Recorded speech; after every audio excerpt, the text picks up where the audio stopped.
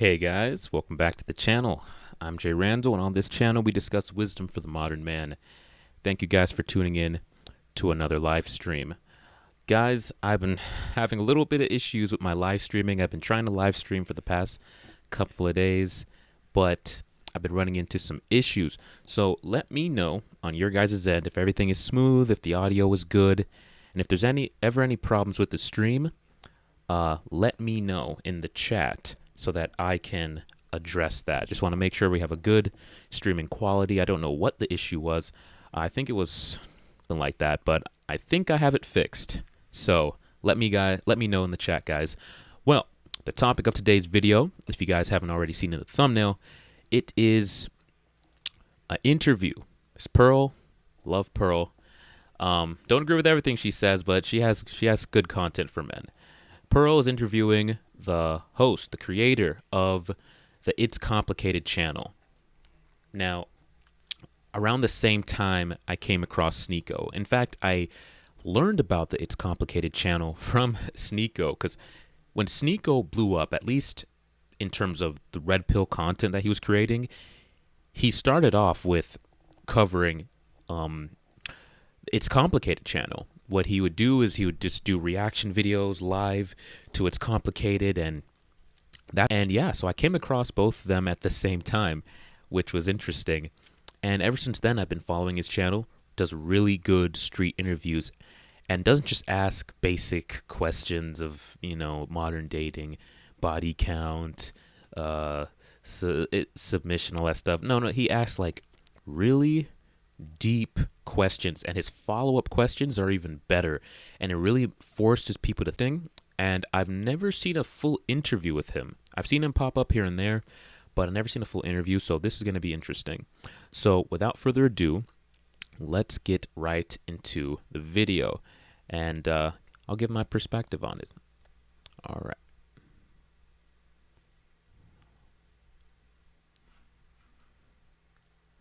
Women marching for those lives today.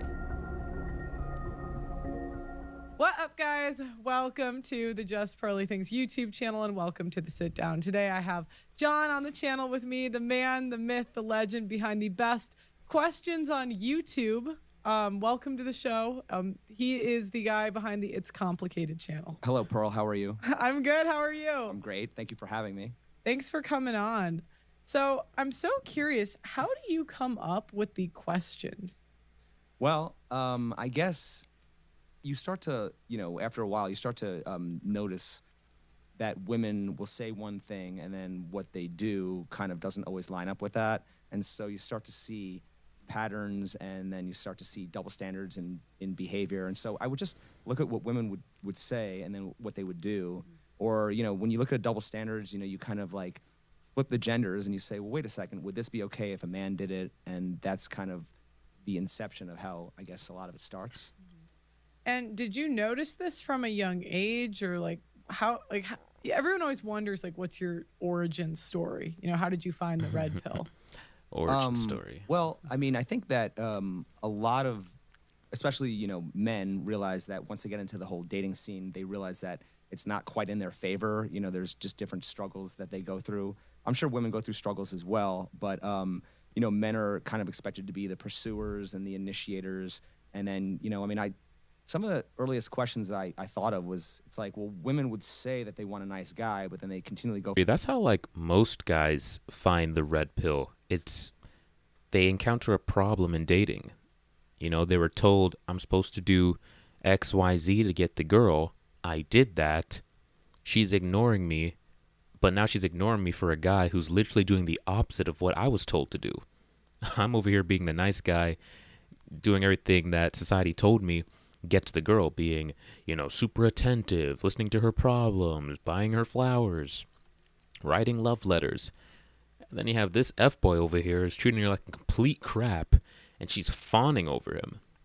And then most guys are like, this isn't what I was told. This isn't working. And then they start researching, hey, how do I get the girl? Why is this the way it is? And they find the red pill, because the red pill is the only place that has answers. Because if you go outside the red pill, all they're going to tell you is just be yourself. Working. It's interesting.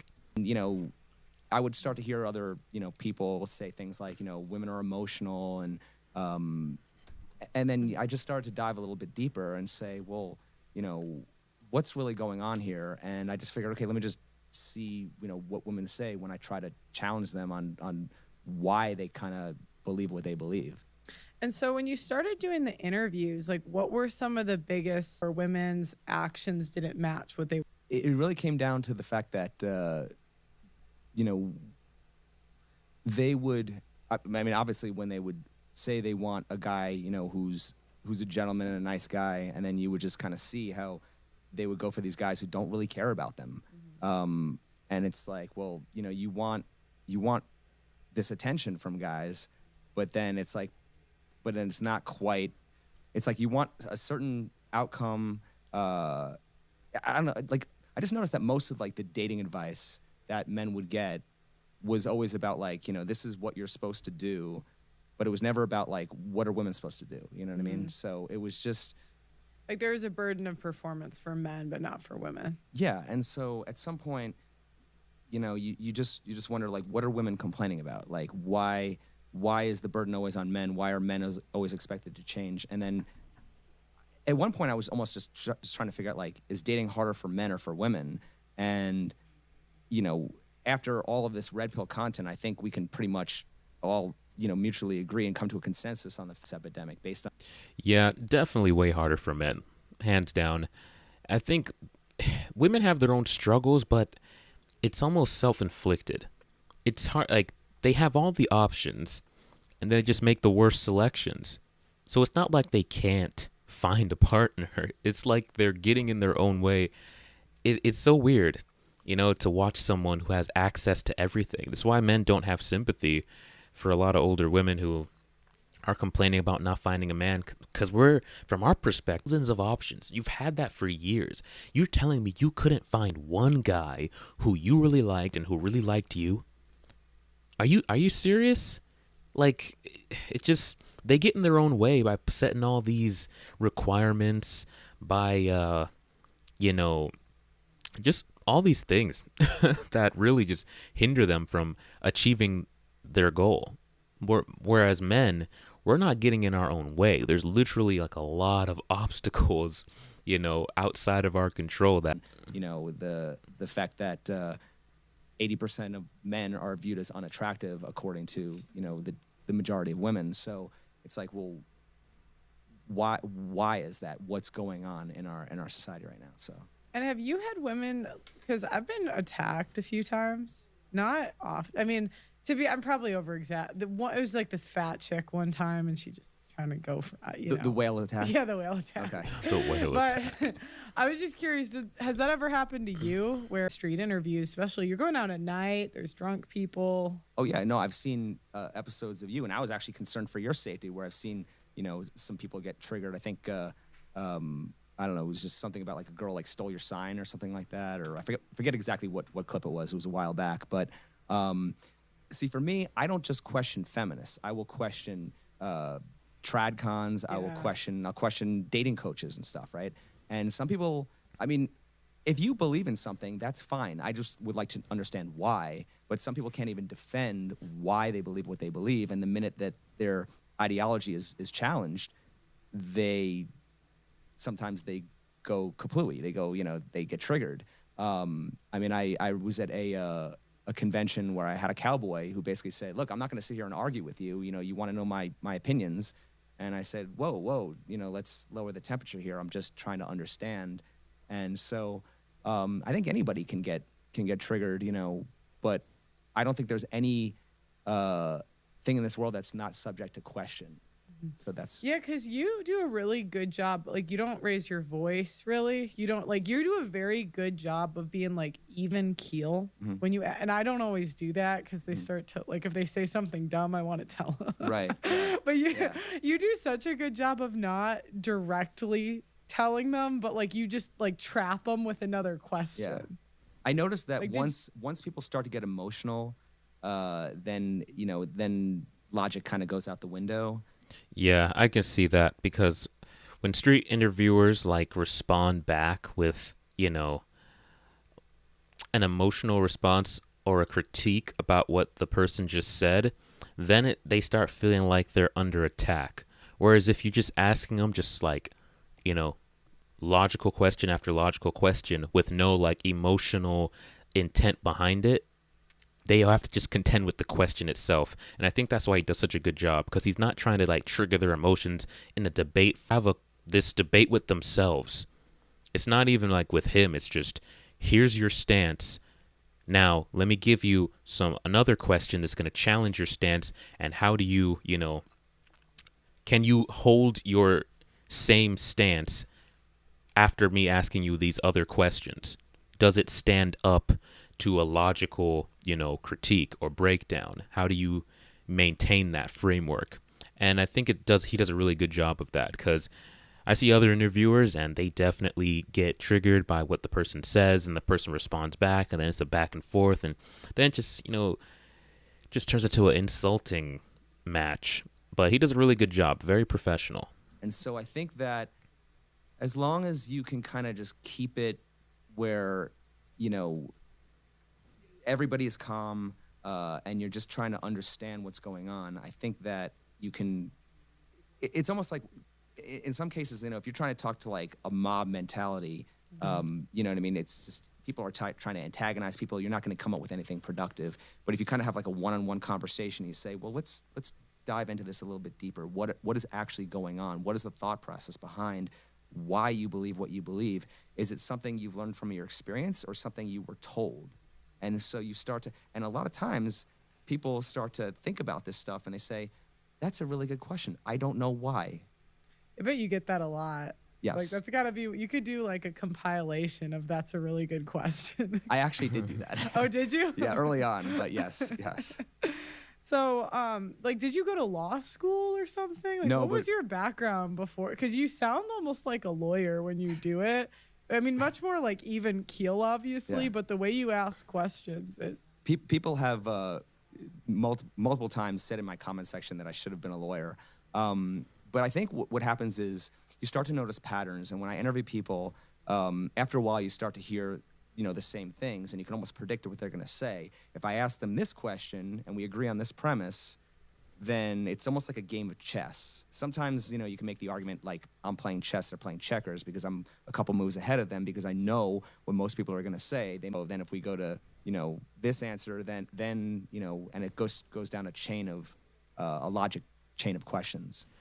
Funny enough, him mentioning that is actually what happens in game. Like when you're you've been on so many dates and you've talked to so many women that you almost just know what they're going to say. Likely respond in one of two ways. And then I already have a response to whichever way she decides to go. And then I can basically just doing that, navigate the conversation to wherever I want it to go. So it starts off with the guy, or just myself. I'll speak about me. When I started off in game, I would just have all my questions. I would have like a little notebook in my back pocket, or I would have it on my phone. But I didn't want to have to look at my phone because, you don't want to do that on a date. But so I'd keep like 3 questions in the back of my head, and then I would have like a little piece of paper in my pocket that I could look down real quick and see other questions if I ran out of them. And I was just like, you're in your mind always trying to not run out of things to say. But after, you do that for a period of time, you definitely get to a point where it's like, you just know. It's like you just can see the roadmap, and you know what questions are going to lead. If you want to steer the conversation down a sexual path, okay, just ask this question. She's going to respond this way or that way, positive or negative, neutral. I have a response for each either one. I just follow that chain, go down that road, ask this question, give this story. She's probably going to respond this way or that way to that story. It's like, it became plug and play. It went from literally freaking out that about the idea of running out of things to say to plug and play, get result. But a lot of guys don't stick with it long enough for it to just feel that way. But I'm telling you, man, once you talk to enough people, you just know what they're going to say. And then you can also, there's different archetypes of women as well. So based on the archetype of the woman, if she's more of on the masculine side, more boss babe side, or she's more on the feminine side, or if she dresses a certain way, more like a goth emo type, or she's more of a super girly girl, or maybe tomboyish. There's just different. You just know based on the archetype. Okay, this question, or maybe the same question but framed a little bit different. I hope I'm making sense here, but you can get to a point where literally you know exactly what to say to get this response that you want, and they don't even know that you're guiding them. And I think that's when you've mastered like dating and just conversation. You've mastered interacting with people. So you've recently had for the title off the top of my head, but it was like the last month. Okay. Do you know what I'm talking about? It's not. I mean, I've done a video literally with the title Tradcons. Oh, that might have been the Okay, title. but I've done several episodes on the Tradcons, and one thing just real quick that I just wanted to just Go ahead. I think one criticism I have of the manosphere just as a whole is that I think that most people tend to focus on feminism as the only problem. And that's one thing I really appreciate about your channel is the fact that you are willing to call out and challenge tradcons. There have been recently in the space some other people who have called out tradcons as covert feminists, and so I think that there needs to be a lot more focus on that. But just going back to what you were saying, as far as the episode, was there anything in particular? Well, I just was curious on your thoughts on the Daily Wire. Like, they're the tradcon idea that men need to get married, to man up, and Well, okay. Definitely, when I've seen you call out the tradcons, usually you'll call out marriage and it not being a good deal for men. And in my last episode about the dowry, I actually used a clip of that where he basically said that if you get a prenup, it invalidates the sacrament and all that other stuff. But not only do we talk about how the tradcons view marriage and they're not really doing enough as we would all like to see them kind of reform the laws and the family courts and remove the liabilities when it comes to marriage, but also just how they view masculinity, how being a man is all about protect, provide, sacrifice, serve, don't complain. And so the way that masculinity is being defined, I think, is a big problem.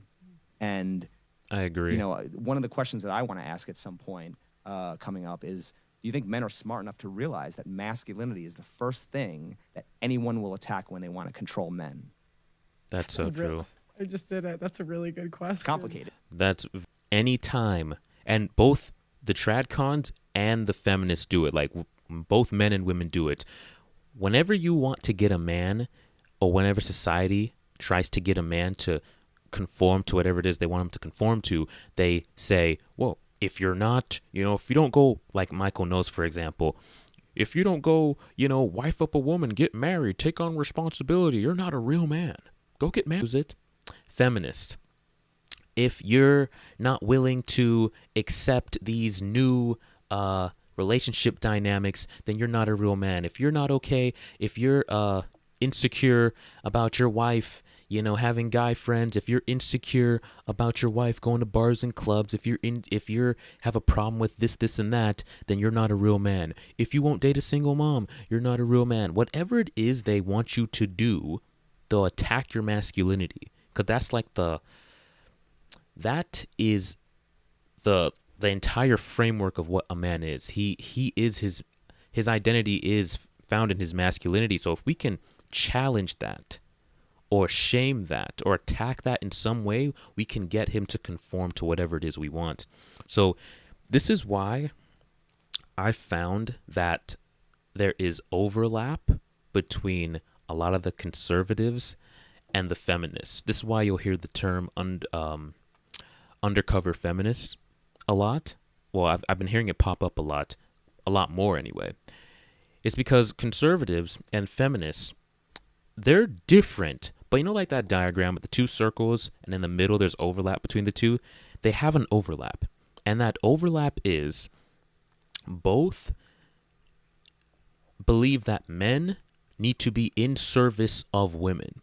Now, tradcons, throw out the idea of this, but they do it from the framework of traditionalism, protect, provide, and but they do it in a framework as kind of like woman female worship.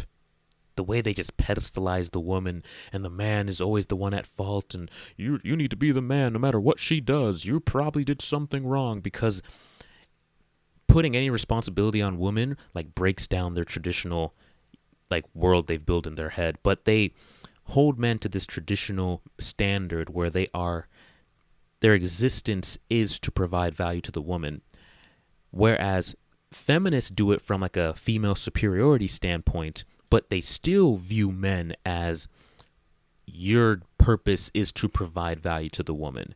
So one does it in the name of traditionalism, one does it in the name of female supremacy. And it's just, this is why sometimes you'll hear people like Tommy Lauren. I saw a debate recently between her and Andrew Wilson on, what was the show they were on? It was Pierce Morgan Uncensored. And Andrew asked her, he said, men have XYZ duties towards women. What duties do women have towards men? What do men get out of this? Is essentially what he asked her. And her response to him, and remind you, she is a traditional conservative woman. But her responses will shock you. She went on to say, and I'm not quoting verbatim here, but essentially what she said is that for a man to even ask what he's getting in return for what he's providing to a woman inherently is not masculine. A real man doesn't care about what he's getting in return. He just provides value. This is a traditional conservative woman, right? You'd think she would have a better take on that. Instead, she's telling men that you should just essentially be completely fine with handing over your value to women without expecting anything in return. If she happens to ordains to give you some value in return, then great. If she doesn't, then sucks for you. But this is why you got to be careful, because these quote-unquote conservative chicks, really a lot of them are just undercover feminists. Yeah. What do you think the answer is? Do you think men, because when I hear that question, my mind goes two ways. One way is I've seen men take some really, really bad deals in my lifetime.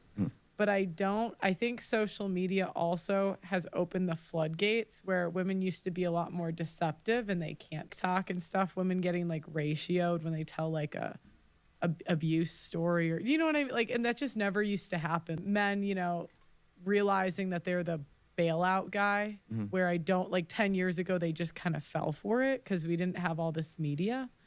That's my initial thought, but I don't have an answer. So I'm curious what you think. Well, okay, if I had to answer my own question, I would say that,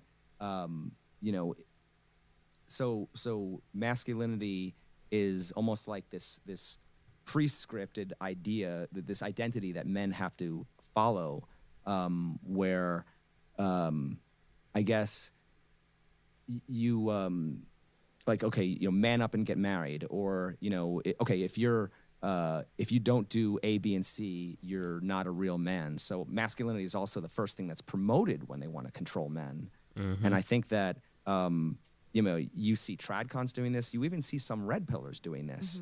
They will say things like, you've got really feminine energy right now, or you're a beta male, or you're a simp, or you're a weak man, or you're gay. First thing, and that's true. I can agree with that. Anytime you see these debates, they try to attack each other's masculinity. Anytime that there's a disagreement in the conversation, or they're like really going at it, they try to go for the man's masculinity by saying, oh, that's feminine, or you're acting like a woman, or you're being very emotional right now. Instead of just responding with a good question or a good follow-up, they attack the masculinity. And men need to be aware of this, right? You need to be aware that you need to understand that your vulnerability could be your masculinity. Now, this is why you need to have a strong base, a strong sense of identity, to where a woman or a man can't just say something and shame your masculinity or challenge it, and then you feel compelled to now, do whatever it is they're saying to prove them wrong. That is a manipulation tactic that both men and women will attack your masculinity, and then having a firm identity in who you are will essentially nullify that, like a woman, or you're acting feminine, or you're not masculine, or be a real man and do XYZ. It's like, bro, that's not going to work on me. I know who I am. I know what I want. I know what I'm about. And once you have that identity, nobody can shake you. I think that the strongest men are the ones who don't fall prey to that. I agree. Even following up in that logic train, I was going to say, do you think it's true that our society is more willing to accept gay men than it will accept straight men who don't meet masculinity standards? Oh my gosh, that's such. Absolute umbrella, even though they're not, but they take on the femininity. It's not even femininity, but you know what I'm talking about. Since they shift categories from the masculine to the feminine, basically all accountability is removed, or they are willing to accept them the same way they accept women. And whereas the masculine man, he still has all the expectations put on him. So of course they'll accept the feminine man, because masculinity is almost intrinsically tied to like the standard of what that entails. There's duties, there's responsibilities, there's stuff that is tied to masculinity that you must, at least how society views it, you have to embody that. You have to do these things. So once you step outside of that, as a gay man, you're kind of freed from the the expectations of it. But straight men, if you are straight and you don't meet the standard, then they're gonna like crucify you. Literally. They will hold you to that standard no matter what. Society can change in every way. Women can 100% do away with their expectations and their duties in society, do away with femininity, do away with traditionalism, do away with all the things that we traditionally associate with femininity. They can do away with that entirely. But men will always be tied to what masculinity is, because masculinity serves a purpose. Masculinity is tied to duty. There's so much that men need to do in society that if we tried to detach masculinity from duty, we would have a problem, because then we wouldn't have men to rise to the occasion. So we have to keep men trapped in this box, unable to escape these very strict gender roles and gender dynamics. Women, they can get away with stepping outside the box, because really all that's expected of them is to, have babies and raise the babies. Men are expected to do so much more. So we can't free them. Women can be freed from their responsibilities, but men can't be. Yeah, I think you're right. Like, they're more willing to accept gay men than, yeah. So then why do we see gay men as more oppressed than straight men when straight men can't even be themselves without following this masculine script? Have you done a video with that one yet? That's coming up. Okay, that was like that is a great line of questioning. Wow. Thank you. No, because you're totally right. Like, people will shame. I mean, I even use the simp one. I can't help it. Yeah, but I mean, I think that no, it's all about, that's just, you see it everywhere on social media. Women do it, tradcons do it, some red pillars do it. Yeah. It's like this is what a real man is supposed to be. And I'm saying, well, why? Another line of questioning that I've used in a past episode was when we talked female empowerment, all about liberation and choice, while men's empowerment is all about masculinity, duty, and sacrifice, which is actually the opposite of liberation and choice. Exactly. That's literally what I just talked about. It's because we need men to do things in society. We need men to, well, I'm arguing from like why it is. They want men, they need men to to build. They need men to approach the women. They need men to take care of the women. We need men to protect borders, protect the country. We need so much of men that we can't afford. Not we. I'm saying we as if I agree with this. That they can't afford to free them of the duties that are associated with the masculinity. They have to intrinsically tie duties to the masculinity because of society would crumble if men didn't play their part and do the heavy lifting, do the building, do the protecting. So to the masculinity to incentivize men to continue playing their role. But because we require so much less from women, we can free them from their traditional role or free them from all the traits and attributes of what it means to be feminine, and it won't have as big of an impact on society as if we were to free men of their duties that are associated with masculinity. And that is why that's the case. It sucks. I don't agree with it, but unfortunately that is the case. How can what empowers one gender be the opposite of what empowers the other? So for women, it's more freedom, and for men, it's more duty and responsibility. And so what's going on here, you know? Exactly. And you see that play out in relationships where, and just women's expectations in life where they should not be, essentially they have the option at any point to do whatever. They can deviate, they can be traditional, they can stop being traditional, they can be feminist, they could not be feminist. They can go whatever path they want in life. They're not held to any standard of femininity. Femininity is whatever feels right to them. But masculinity is a very strict thing.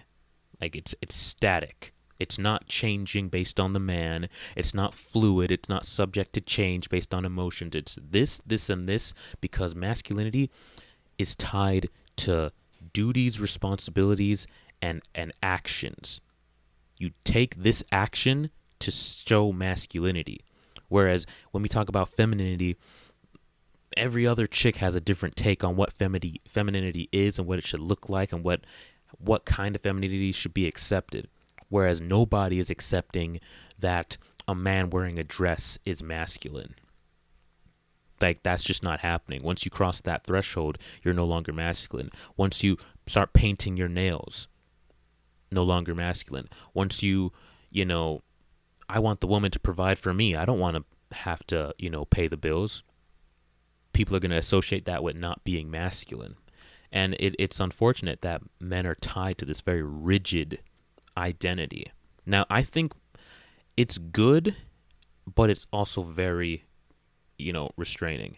So what is your goal with your content? Do you have like an end goal that you're hoping to achieve, or I'm just kind of curious what like in 5 years you're hoping to get? I think that we need to have more honest conversations about what masculinity truly means, what it means to be a man, what the expectations are of women, what the expectations are of society. I think that what's happening right now is, are we going to accept a world of double standards, or are we going to try to, level the playing field and actually have equality? Now, what's happening is a lot of times people say, well, men and women can't be equal because we're not the same. But I don't think that's necessarily true, because nobody in our society is truly the same, but we should, different races aren't the same, but we should all have equal rights under the law. We have equal justice. So I think that, just to say that men and women, should there be double standards just because we're not the same? I mean, I understand that, we have different strengths and we have different weaknesses, but I think that, to have these very strict roles is a very kind of a strange idea in a society where the laws aren't the same, the technology is different, it's a completely different culture. And, I think that another question I wanted to ask you, actually, I'll throw it back at you. If you had to choose, what would you rather see? Would you rather see women go back to the way they were before feminism, or would you rather see men liberated from their masculine role? That's a good question. Actually, I'll let her say her piece, and then I'll give my answer to that. I would rather I think the only solution to feminism is more feminism. So Explain. So I only think like when women start getting the same sentences as men, that they might stop like hitting them, for example, right? When they actually start being put in jail. Or, you know, women with the right to vote, when they start actually having consequences for what we vote for instead of, I'd like to see more fair laws where we're actually equal under the law. Okay, well, for example, when we talk about false accusations, right? I've heard a lot of people, suggest the idea that there should be an equal punishment for a false accusation as if, you were convicted of that accusation. I agree. But obviously, we need to have more accountability or, equal accountability, I guess, for these things because... I agree. If this equality thing to its fullest extent and give that to women, they want to be equal, give them equality. They will be miserable. And we're starting to see that. You see all these TikTok videos of women talking about, I did the feminist boss babe thing. I thought I was going to be happy. I'm miserable. I work all the time. I'm tired. I had to worry about be a stay-at-home mom now. I just want to be in a relationship. I don't want to have to work. And they're coming to the realization that this equality they wanted so bad was not what it was all cracked up to be. It's not what they thought it was going to be. It's not the dream scenario that feminists painted it out to be. It's difficult. It's hard. It's not fulfilling for them. You got to give them equality. Good when we see videos of, I seen a video not too long ago of a woman getting upset at men on the bus because they wouldn't get up and give her a seat. That's good. Because we have to show them in real time, let them experience, no, you said equality, this is equality. And they can't argue, shame you. Remember we talked about them saying that you're not a real man to get what they want? They'll shame you. They'll try to demonize you, say you're not chivalrous. Well, chivalry and equality can't exist. Chivalry and equality can't exist. You have to give them the full extent of what it means to be equal. And they're not going to like it. Because in their head, they're thinking, oh, equal? But how they're actually thinking of it in their head. They're not thinking of equal like strictly equal across the board. They're still envisioning the experience of them getting all the benefits that men get. Well, not really benefits, but they're getting all what they perceive as the benefits that men get, while also still receiving the privileges of being a woman. No, remove the privileges. If we're equal, we're equal. I'm taking the seat. If we're equal, we're equal. And women will start becoming very miserable. They already are at this dynamic. Going 50-50 on dates. We're equal. We're equal. What? Isn't this what you wanted? They're getting very frustrated, and you hear a lot of them starting to blame feminism, like, dang, we really messed up. Feminism really messed this up for us. And there's a lot of women are starting to push back against the feminism and this liberalism to try to come back to a sense of normality. But they're not going to feel that way if you give them both equality and female privilege. Women don't have skin in the game. There's no incentive. Correct. Yeah. So I think that it comes down to the fact that I think, I don't know if it's necessarily, it's going to be a combination of asking more of women and maybe slightly less of men. Well, and also women are having like, I'm one of 10 kids. We're having like 1.5. I don't know if that's enough to be a housewife. Well, like one kid, you could go like be a teacher or something. Well, I mean, is it? I read a comment this morning where someone said, "Is it surprising for women to expect women to want to have children when women are now expected to be in the workforce and providing, even for themselves?" Well, yeah, but the average is 1.5. Yeah. So to me, men still want to have kids even though they have to work. Right. It's true. Right. Yeah. So I just don't think women want to be mothers as much as we originally thought. Because if we wanted to, we would have. So how do you? I agree. I think feminism has sold women this idea that they need to spend their youth and their sexuality on like meaningless things.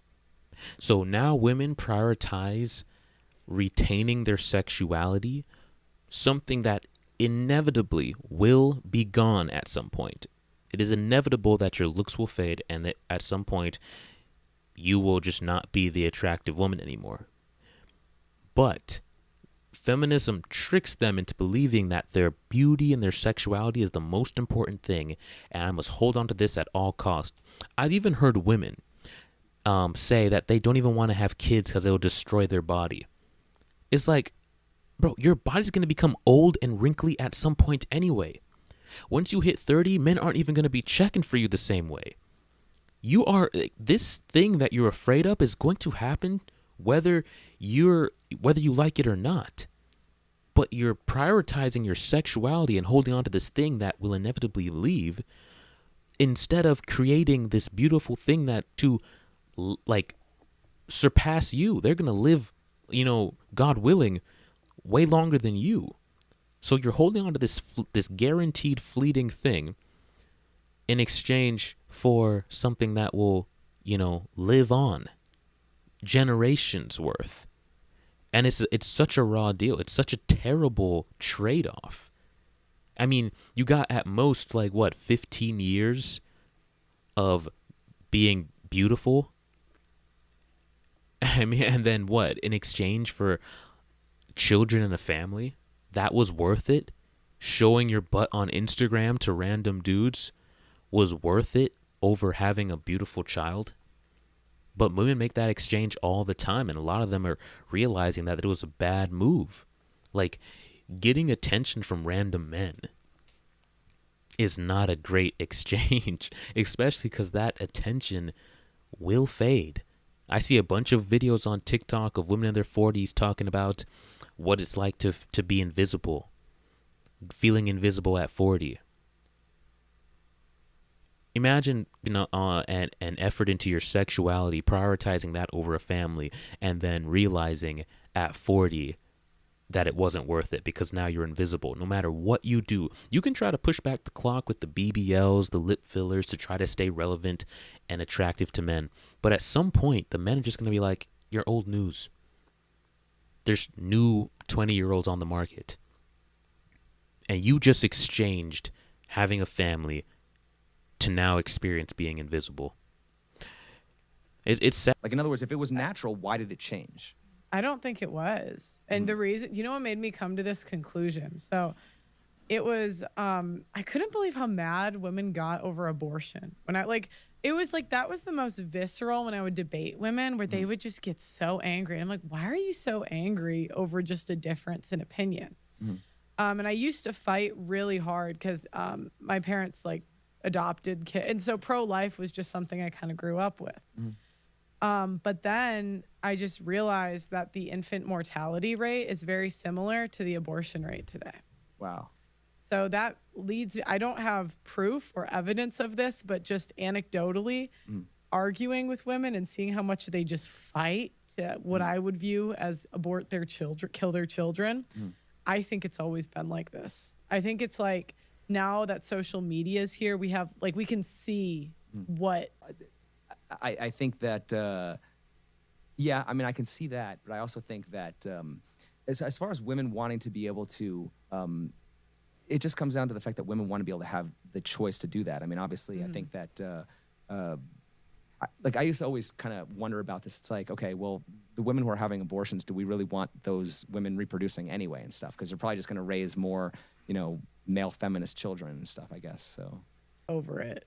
They'll die. I think the pro-life movement, they got Roe versus Wade, but if you think a plan B is an abortion, which they do, I mean, those are through the roof. Yeah, that's true. I just don't see it going anywhere in my lifetime.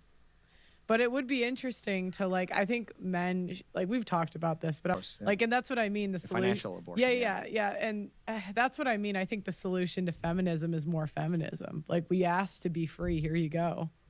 Well, one of the things back in the 70s, I mean, I'm sure you've heard of Warren Farrell, for example, right? He was kind of like the father. Oh yeah, I met him. Yeah, the father of this men's liberation movement, where basically, in the 70s they were trying to liberate women, but then they were also trying to liberate men. There's actually a famous black and white photo on the internet of a protest where it said, let's share custody, and they wanted mandatory 50-50 physical custody, and they also wanted men to be viewed as more than just success objects. Meanwhile, today, we're promoting the very opposite of that. We're saying that men should be success objects.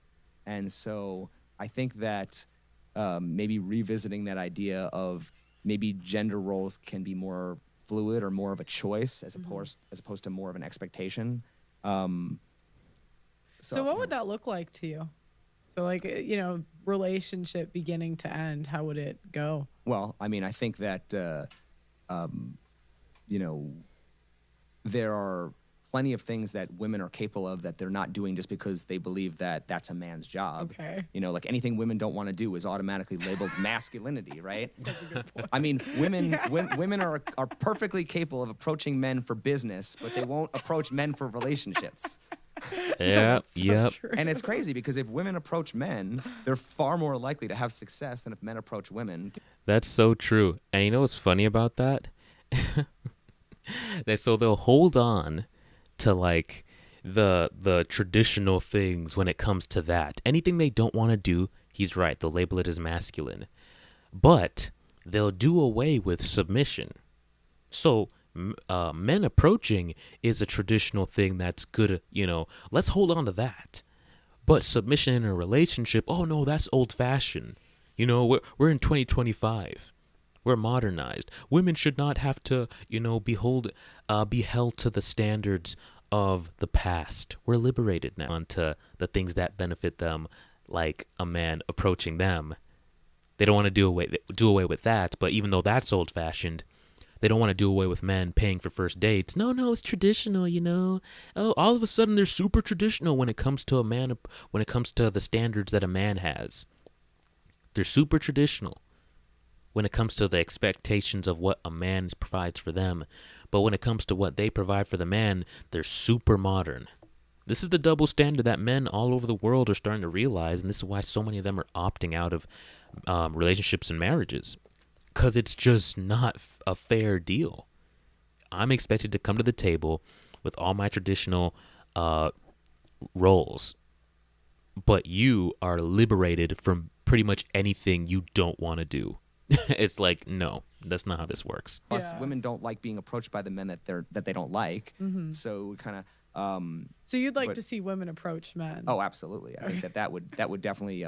But a lot of people will say, oh, but that the man is supposed to lead, and it's like, well, the women control the dating market, but the men are somehow the leaders, and it's kind of a weird. They kind of did that in Bumble. Like now that everything's digital, do you think that works? Or of course not, because when a woman messages you on Bumble, what's her message? Hey. That's all they say. They say hey and nothing else, and then they still expect the man to kind of take over. In fact, I even asked a question about this similar. They'll say hey, hi. They'll send like a smiley face. They'll send like a waving emoji. And it's just like, even when y'all have to make the first move. Like some of them will ask a question based on like your prompt, or they'll keep it simple, like, hey, what's up? Or it's just basic.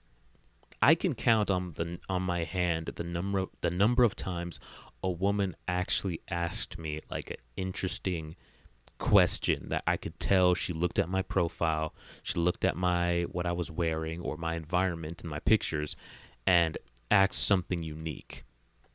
Outside of that, like, it's very rare. They just, even on Bumble, they just don't put in the effort. But honestly, I got some really good success on Bumble, so I'm not complaining. The new update they made, though, sucks, bro. Like, I don't know how they even looked at that and thought that would work well. Like, now they move and the woman, will accept his question or not. It's been such a long time, but when they did that update, when they were like doing all this new advertising, bro, they ruined Bumble. It was already slowly on the decline, but at least it was still working. And after they did that update, bro, trash. It joined the ranks of Tinder when they did that update. Tinder is trash. Bumble became trash. Surprisingly, Facebook dating, that actually yielded a lot of good results as well, surprisingly. I just did it on a whim. I've done like almost all the popular dating apps and gotten success, but yeah, Bumble's trash now, bro. Said, okay, if men are expected to protect women because they're physically stronger, why can't women pay all the bills? Why are both duties assigned to the man? His money is our money, and her money is her money. And I'm saying, okay, well then what are women working for? You know what I mean? So there's plenty of things that women are capable of, and it's like, okay, well then step up and prove it. But we're always expecting the men to step up to delusional standards. Men have more. We're asking more of men than has ever been asked in history. Yeah, because men provide. It's not to say that women don't provide value. Well, they do, but the things that men have to do to keep society functioning well, to keep society protected, to keep the food industry, to keep the gas, to keep the light, the electricity, the roads. There's so much more tied to what it is to be a man that, yeah, we're just not going to be freed. We provide too much value to society for society to allow us to be liberated from our gender role. Because to liberate us from that would mean that some of us would opt not to do it. And they can't have that. They need the majority of men to be held to this standard because no one else can do the job that men can. As much as we like to say, oh, women could do any job that a man can, the thing is they can't, and on top of that, they won't. And so we can't liberate them. If women get liberated from their traditional roles, society can still function. If men get liberated from their roles, we're going to have a problem. And it sucks, but that's life. And the other thing, too, is women's money is way easier to get. It is far easier to make money as a woman because, like, at 22, you could go be like a pharmacist. Like, there are girls from my school that went and made 6 figures right out of college as a pharmaceutical sales rep. How long would that take a guy to do? Well, women are getting, they have female-only scholarships. Yeah. Women are getting, obviously, there was all the DEI stuff. I don't know how that's changing now with the new administration. Mm-hmm. You also have the, women they always have a bailout. They could do OnlyFans if they want to. Women, female bartenders, female hostesses, cocktail waitresses in Vegas. I mean, they make a lot of money just because they can use their looks to open up. There's like in Vegas, really hot, like broke guys that they just live off of these bottle girls. Is that a thing? I don't know. It's possible. I mean, I'm sure that. But you do interviews all the time. You never run into anything like that. Not so much, but that would be a good question. Like maybe just kind of find out. Like, do you got some, some Chad living with you who? No, I mean, look, I've heard some women saying, I've taken care of men before, but. I mean, are women going to take those men seriously for a relationship, or are they just looking for an F-boy? You know what I mean? So yeah, there was a guy I knew in London, and that was his play. Is he went and got really jacked and lived for free? Yeah, in London. Well, that's the thing. Also, it's kind of like he kind of reversed the system where he's like, I'm just going to go to the gym. It's easier than getting a job. Yeah. I can see in the future as this trend continues of women prioritizing their careers and money. I can see in the future that, these women are going to just have to get young men. I mean, we have already seen videos of this where women are dating younger and younger. And they're just going to have to like kind of accept the role of being the sugar mamas. You know what I'm saying? And I think it's going to be a lot easier for like super attractive young men to just exist in these dynamics. The same way that there's sugar daddies and that is kind of just normalized, where there's just a rich guy taking care of a woman, a pretty woman. With all these empowered boss babes who can't find a man, bro, a lot of them are going to have to like settle for like taking care of some young attractive guy, bro. They're gonna have to just settle for that.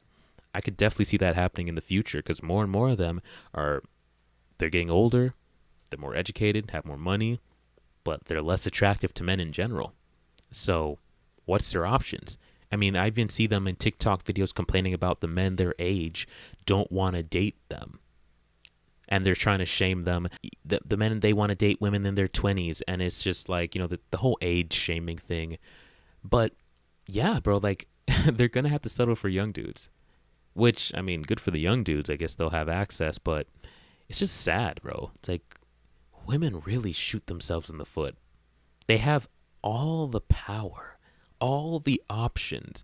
And then to see what they come to, really like watching it's like watching a trust fund baby who was born into wealth, had he was given like a lump sum of money, and then just watching him just come to nothing in like 10 to 15 years. It's like, how did you have all that? And at the end of your life, you're at 40, or just at the end of your, this span of beauty and fertility, you're just left with nothing. Like, this is it. This is like, you didn't get anything after having all that value. It's so weird to me, because if men were in the position of women, we had value up front, bro, we would absolutely make sure we got something before our looks ran out, bro. Like, you have a finite amount of time to lock something down, and you just squander it to that degree. It's just strange to me. It's strange. Well, Go ahead. well, it's funny too, because it was kind of like, I remember when I was at the AVN Awards and I was interviewing the sex workers. I asked a question about if a unwanted pregnancy happened during the shooting of a professional scene, because obviously sex work is filmed without condoms. Then, is there anything that the man can do to avoid being held responsible for child support? And this woman said to me, well, if I get pregnant, then I'm definitely going after that man for child support. And I said, well, Wow. actually, since female sex workers are getting paid more than male sex workers, wouldn't you be the one responsible to pay child support? What'd she say? Actually, well, it's unfortunate because I didn't think of that at the time. I thought of that after the fact. So that's the thing. Sometimes, follow-up questions will come a little bit late. Like, I said, oh, I should have said this or should have said that. But I did kind of, I don't know. It's just, I think that even this is one of the noisiest cities. I mean, I'm out on the Strip, on, a Friday or Saturday night, and you've got motorcycles and helicopters, and sometimes people are like right in front of your face, and I can't hear what they're saying. And so there's times where I want to follow up, or sometimes I think of, a good follow-up that I could say later. And so, it's just, I'm an evolving creator, just like. Hey guys, I just wanted to say, if you guys are joining the stream, or if you're watching this later, please do me a favor and like the video. It helps push it out to more people. I'm trying to grow the channel to 1,000 subscribers before the end of the month, and I really appreciate your guys' help in reaching that goal. So please like the video, and leave a comment. Let me know what your opinions are on the topic that they're discussing, or if something I said that you have a comment on, leave a comment. It helps with the algorithm. It helps push the channel, and it helps engage with the content that I'm putting out, and I'll definitely respond. So feel free, if you're watching it live, ask a question. If you're watching it after the fact, ask a question or leave a comment, and I'll definitely respond to it. But yeah, let's get back to the video. You are and stuff. I'm learning new things, as I grow. If you look at my earliest stuff, I'm thinking, oh, I could have said this, and so we're all learning. So, okay, so you'd like to see women approach men. Like, what other masculine duties would you say? Would you like men to be like the idea that men are expected to be the sole providers, or that or just this notion that that men have to have all this money. I mean, who's advocating for the average man? Do we want to live in a society where only the top 10-20% of men get all the women, and then the bottom 80% of men are all just celibate? Mm-hmm. And then what's going to be the incentive for them to want to do anything? Right. And then we're sitting here and we're saying, oh, well, men are weak because they want to stay home and play video games. And it's like, well, what should they do? Go out and be in the social scene and get, abused and get ripped off? So I think that what's happening is, I almost believe that the male loneliness epidemic might be by design, because I think that, the whole idea that sex sells. And I think kind of like everyone's exploiting men now. Everyone's exploiting that problem. I think that I think that there are feminists exploiting those lonely men to try to sell them OnlyFans, And there are trad cons exploiting those lonely men to try to sell them marriage, which is an unfair deal. And there are dating coaches trying to exploit those lonely men to sell them courses and self-improvement. So I guess how would that, I'm just trying to think of a world, like, do you think that's even possible where men, like, women are really going to approach men? Well, and like, you know, I'm not saying it wouldn't be nice. I'm just wondering if you think, or that like, go ahead. Bro, they're going to have to. They're going to have to start approaching men because the men aren't approaching. The men are done approaching. So the only option is for them to approach.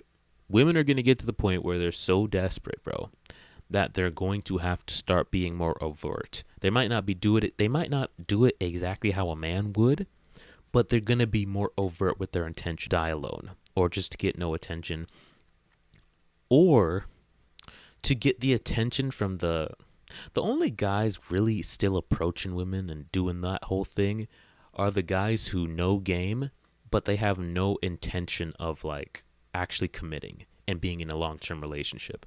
Those guys will still approach because they can get multiple chicks. They have all the confidence in the world. You know, I was one of those. I am still one of those guys, but I'm in a relationship now, so I don't do that. But they have no intention of committing to the girls. But the good men who do want to commit, they're terrified. The guys who don't want to commit, they don't care because I'm not committing to you. So I'm not scared about how this is going to play out because I'll be done dealing with you in a few weeks or a few months. On to the next chick. But the guy who's considering like being locked in with a girl, knowing all that's at stake, knowing that how much he's going to have to sacrifice, how much he's going to have to invest, and how all that can just be completely just, you know, nullified or completely just, you know, done away with. A waste of time, a waste of his money, a waste of his effort. Knowing how treacherous the dating scene is, that guy's terrified. He's like, bro, I'm not approaching. I'm not dealing with this. I'm not dealing with this nonsense. So women are going to have to be more overt. I mean, when I was still on dating apps and when I was still dating before I met my girlfriend, I was getting girls hitting me up on dating apps, making the first move, saying, "Oh, you're handsome," or "Hey, how are you? Hey, what's up? Damn, I like your photos." Like, they were making the first move already. I remember going out on a date with a chick who literally approached me and said, "Hey, I find you super attractive. Can I get your number?" We end up going out on a date, and we dated for a brief period of time. Super attractive.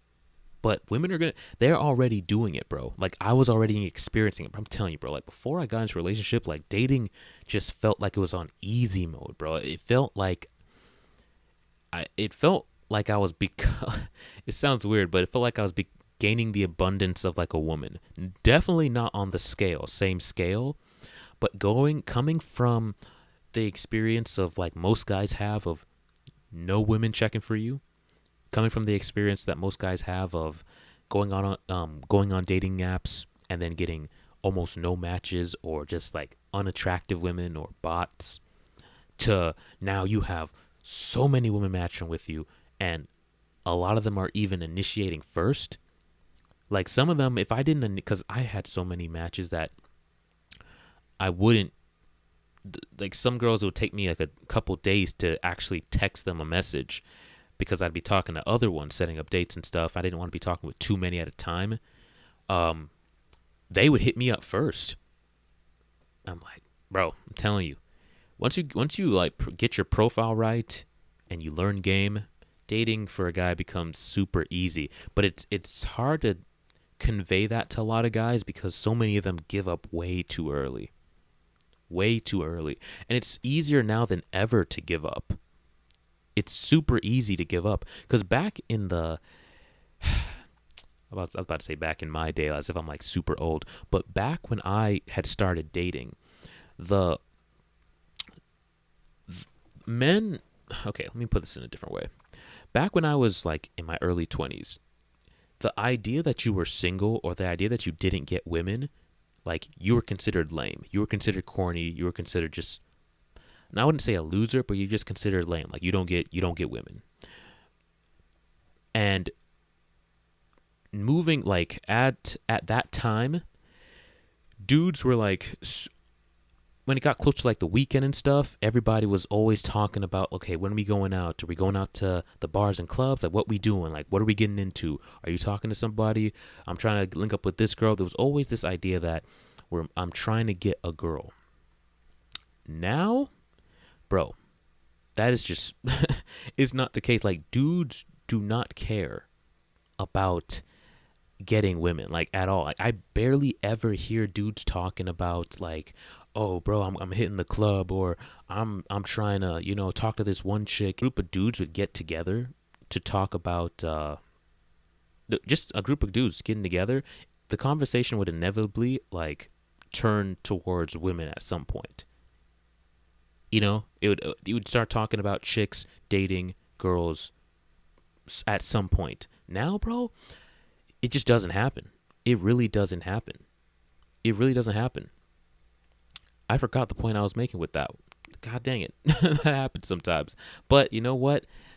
Yeah, maybe it'll come back to me. But it's just interesting to see how the world has evolved from guys like prioritizing going out on dates and, getting chicks to now just like they really don't care. When I get with a group of guys, they're talking about mostly just video games and anime. The conversation of going out and talking to women or even dating apps or dating in general never comes up. It never comes up, bro. The topic of it just never comes up. It used to be the standard. The conversation would go to that at some point. Now, if I try to bring up into a conversation with like the boys about like, hitting the club or dating, relationships, girls, there's an awkwardness there. There's like we don't talk about this, like we're uncomfortable with this, where that was like the conversation. Men would get together and we talk about different tactics. What are you going to say to her? Nah, say this. When you're going to go out, boys would be trying to help you like iron out the game plan. Nah, bro, do this, then do that. Bro, that like this is going to work.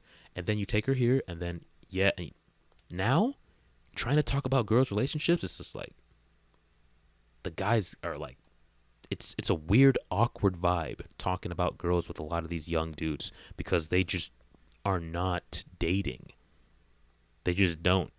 It's weird. I think what happens is necessity is the mother of invention. People do what they have to do. Mm-hmm. Obviously, I think that the reason a lot of men simp is because they kind of have to. Yeah. Because men, you ever hear the expression "all men pay"? Yeah. It's like even if you're not paying with your money, you pay with your money, energy, attention, and time. Men have to earn it. So it's kind of like men just have to play the game, and women are the ones who make the rules. And so what ends up happening is I think that it just comes down to a question of who has the leverage. Right now, women control access to sex. Sex is the ultimate power. And women know this, and women abuse this. And so men are basically stuck, men have a higher biological need for sex than women. I think men actually, like, sex is a need for most men. And so I think that in order to kind of like level the playing field, I'm not necessarily saying like, women have to approach men, but in other words, I believe that women are coming from an abundance mindset. Men are coming from a scarcity mindset. Of course, unless you're like that top, 10% man who has women approaching you. I agree. And the whole idea of women approaching is kind of not that far-fetched because a lot of these dating coaches want to sculpt men to become that super high-value man that women chase. Mm-hmm. So women will chase the minority of men, but men are chasing the majority of women. So I think what has to happen is there has to be some kind of shift in leverage. And I think a big thing that would help that is men being given more access to more sexual access. In other words, I think what's happening right now is everyone's telling men, step up and pay a higher price to the point where they're overpaying. Mm. I think what we need to focus on is I think we need to figure out ways to lower the price. Mm-hmm. I've done several episodes on, I think, that legalization of prostitution. I know it's a very controversial topic. Not a lot of people talk about it. But I think if prostitution was safe and regulated prostitution, I'm not talking about streetwalkers. I'm talking about if we had brothels and men could go get sex anytime they wanted, I think that women would have to be forced to bring more to the table because sex wouldn't be enough. Do you see that in Vegas? Because isn't it? Yeah, man. If if they legalize sex work, bro, that would, women would actually have to. They would actually have to do a lot more. They would have to do a lot more. It would be tough for women to get men into relationships, because what would be the selling point? Here's the thing, like, so many men are already opting out of relationships and choosing to just watch pornography at home, and they're paying for that. Men can, instead of just paying for it online, can go out and pay for the real thing legally. 50 to $100, get the real thing. What would be the incentive for them to get into an actual relationship? Because the women's primary thing that incentivizes a man to go out and do all this stuff and gain resources and learn game and dress well, smell good, all this stuff is for the sexual access. But if that can be bought, women would realize really quick where their value stems from, and they would realize really quick that they no longer have to hold the leverage. It would be tough. It would be a real tough sale to convince a man to do all this stuff that it takes to be in a committed relationship. In fact, women would have to start actually providing more to incentivize men. Trust me, if they legalize sex work, it's over for women. It's over. Because why would a man put up with all this nonsense? Like, for me, I'm never paying for sex, personally. You guys do what you want on that. I don't recommend it. Highly just don't recommend it. Never done it, never will do it. But I'm just thinking from the perspective of the average man. I know a guy who's like 19 who told me he lost his virginity off of going on some like back page and like hiring an escort, because he said he just wanted to lose it.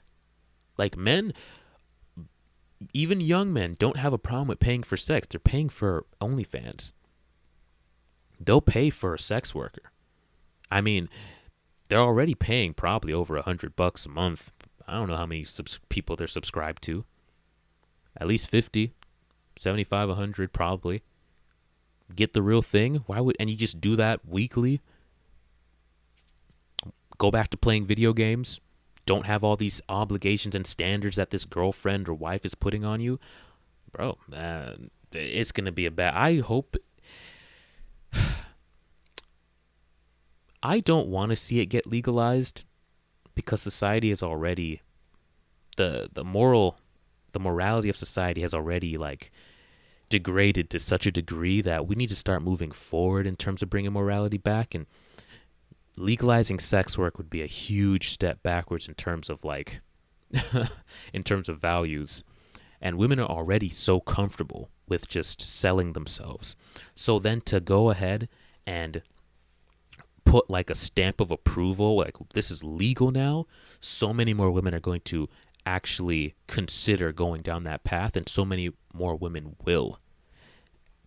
Especially because women just have been programmed to value material things over purity, over value, over virtue. So giving them that easy path to take to sell their body for money, they'll do it. A lot of them will do it. And society will degrade to a point where, God, I don't even want to see what that society looks like. But men will have more access. It probably won't fix it's not going to fix the problem, because it's only going to incentivize women, if they want a relationship, to provide more. They're going to have to be the salesman saying, hey, I know you can get sex for free for less than what it would cost to date me, take me out on multiple dates, to, provide for me, to do all this stuff, emotional, investment. I know it would cost you a lot less time and a lot less money to just pay. And a woman would have to sell that. They would have to sell that. That the question of what do you bring to the table as a woman would be a real thing. And they would have to come to men and really show them, hey, I can make your life better than you just going and paying for it, because dude is just opting out. Semi-legal here? Not necessarily. It's legal in Pahrump, I believe, or in Nye County. I think it's like a 2-hour drive away, but it's not convenient. It's not affordable. Most people can't afford, a $300 to $500, you know what I mean? But what we have right now is almost worse than prostitution, because I think men are paying for the opportunity to maybe get it, but they're not actually getting it. And so I think, I've even asked the question, if men could get sex anytime they want, almost like go to a massage parlor, or almost like we have dispensaries for, I think. So Torexo commented, I hope I'm saying that right, but that it's just that it isn't just about sex, it's about connection, relationships, cuddling. I agree with you. That's why, I don't know if you caught that, I don't know when it is you joined the stream, but I agree with you. I don't think, for me, I could never pay for sex. I don't know if you want to call it pride or it's just self-respect, whatever it is, couldn't do it. I feel like it would, if I had to pay for sex, I would never live that down. I would just feel like a part of me just was lost in that transaction. Doing in that scenario, I was putting myself in the mind of other men, like the average man. Like most men right now are just opting out. I think the data was saying like over 60%. I know definitely over half of men are choosing not to date anymore. And what are they doing? There's a reason why OnlyFans is skyrocketing in money. They're choosing to stay home and just jerk off, bro. Like that's what they're doing. So what I was saying was, if the option of legalized prostitution, if that was legalized, they would just take that money that they're paying for OnlyFans for a fake girl and just spend it on a real girl. And I'm saying that would cause the system to really just, it would mess everything up. It would give men access, but it would ruin things for women, because there's incentives. If you have a good woman in a relationship, there's benefits there's definitely benefits other than sex in a relationship. But with the state of dating as it is, with so many women not wanting to offer that traditional, what they traditionally offered to men in relationships, men are this the reason why men are getting the submission, not getting the loyalty, they're not getting the commitment to the family, they're not getting the respect. So if I could just get the sex and then just go on my way, I think men are going to choose that. I don't think that's going to help society, but I totally agree with you. There's a good woman will absolutely give you a lot of value. Can't find one, then most men are just going to want to get the sex out of it. Because even a useless woman is always valuable in that one aspect. And when it comes to sexuality. So I think guys are just going to opt for that. But I agree with you. Like you said, there's more to it. There's definitely more to it.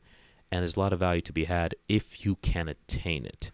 But it's a valuable woman nowadays is so rare to come by. I mean, it took me a while to find my current girlfriend, bro. I had to go through a lot.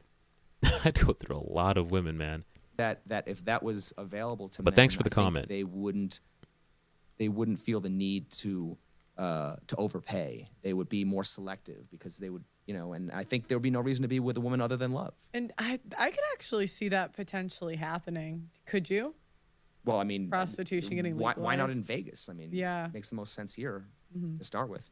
But I don't know. I mean, it might be an unfortunate reality that we're headed towards, but I know that tradcons definitely wouldn't like that, because it promotes degeneracy, according to their. Yeah, but if they cared about degeneracy, they would promote young marriage, and they don't.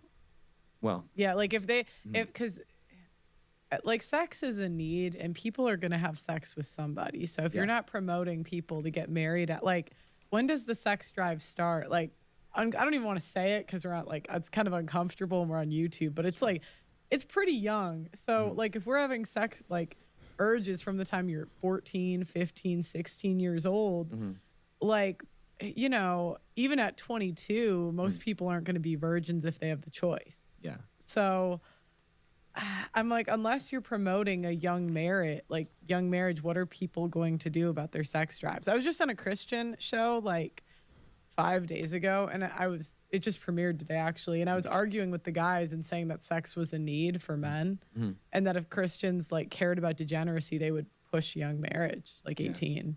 Someone told me also that I think you know, could that possibly even keep marriages together?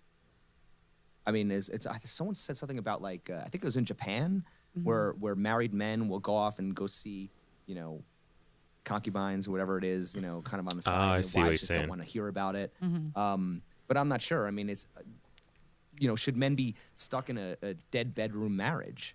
You know, I did watch a video, because I watch a lot of videos, depth perspective, not just the Western perspective. And I watched a video about in Japan, it's normalized in their culture that the guy has like a mistress that he'll see after work.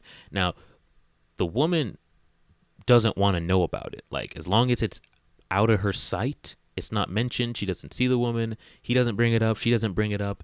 It just happens. He does his thing. He leaves work, goes, sees her, an hour, comes home. Nobody knows about it. There's no, you know, and that's just kind of accepted that that's just the role, you know, as long as he's doing his job of paying the bills and providing his interesting society. I don't know. Not sure where I stand on that. It's very interesting. You know what I mean? Because I mean, obviously, when we talk about marriages, a lot of times men are hostages within their own Correct. marriage. Yeah. And you know, women are paid to leave, and men, you know, it's cheaper to keep her. And Oh, so I'm it's- not saying that like guys, especially in this climate, should get married at 18, but I'm saying if the solved. Yeah. I kind of had this question about that. I said, why is it that anything feminists don't like, they label misogyny, and anything that tradcons don't like, they label degeneracy? Oh, wow. That's a good question. That's a good question. So it's just two competing ideologies. You know? So how would you like to see the dating process go? Like in your, I mean, this is just a dream world, right? Or well, I would say, ideally, you know, if you could go and, you know, just approach the woman that you want, and she's, you know, receptive, and she's, you know, like, you know, not like, oh, why are you talking to me? Sorry, I meant like in like the women approach the men, and then sorry. what? Sorry, in this, like continuing that thought process. Oh well, just women approach men, and just I think that it. Like women pay for dates. Why not? Yeah. Okay. Why not? Yeah. I've said that before. Yeah, I don't see any reason why not. What is the point of women having money? But I'll tell you what, if they legalize sex work, they're going to have to pay for dates. They're going to have to offer incentives to get men to want to do more. Because there's a lot that is asked. And if men can get that, like, you want me to, I have to go approach you, I have to be attractive, you know, do the whole thing with game and, you know, seduce you, get you out on dates, process again to, you know, to get the sex. And then once I get the sex, I got to get the relationship. And then I got to keep you happy in that relationship to continue getting the sex. Or I could go pay $50 and avoid all the headache. I never have to worry about some chick annoying me, nagging me. I can go back to playing video games. Like I said, I'm not advocating for this whatsoever. I'm just talking from the perspective you're going to have to start paying for dates. But I think, in my experience, relationships usually work the best when the woman likes the man more than he likes her, because True. then she's willing to lower some of her standards and actually have some skin in the game and invest and be willing to take some risks. But right now, I think that women just have, you know, I mean, if we're talking about, you know, average men, women have all the choice, all the options, all the leverage. So it's almost have to, because right now it's men competing for the women. All the dating advice online is all about what men need to do to get women. Women are the prize. And then when you look at like same-sex relationship. But that's changing now. That's changing. He was right but I'm noticing a change in the content. Like when I started and when I was learning game and when I started actually making content myself, the trend was to be more attractive. Dress like this, say this, don't say that. Here are the lines you say. Here's what makes women more aroused. Do this, use this cologne, do this eye contact, do this technique.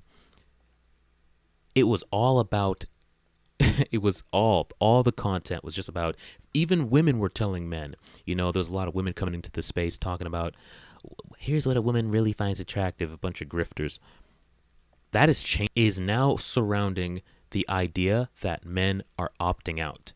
Look up the content right now. If you go to the just the red pill or manosphere content, majority of the content, you look at the title, it's why men are walking away. Men aren't dealing with modern women anymore. Why men don't want to be in relationships anymore. Why men over 40 or men in their 50s no longer want to date anymore. The common trend, and even in the comment section, the main sentiment is, I'm not dating anymore. This is why I've stopped dating. This is why men aren't dating anymore.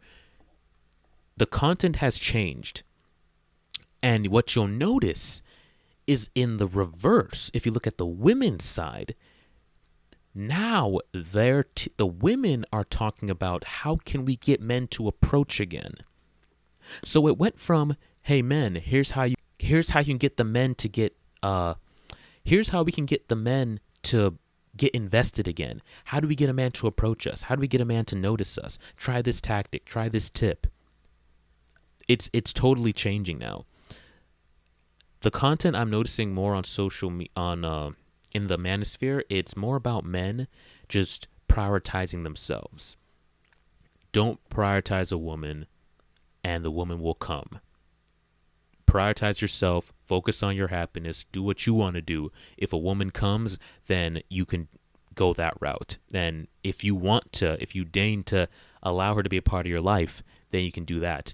But the content now is definitely not about what to do to get women. Like, guys don't care anymore.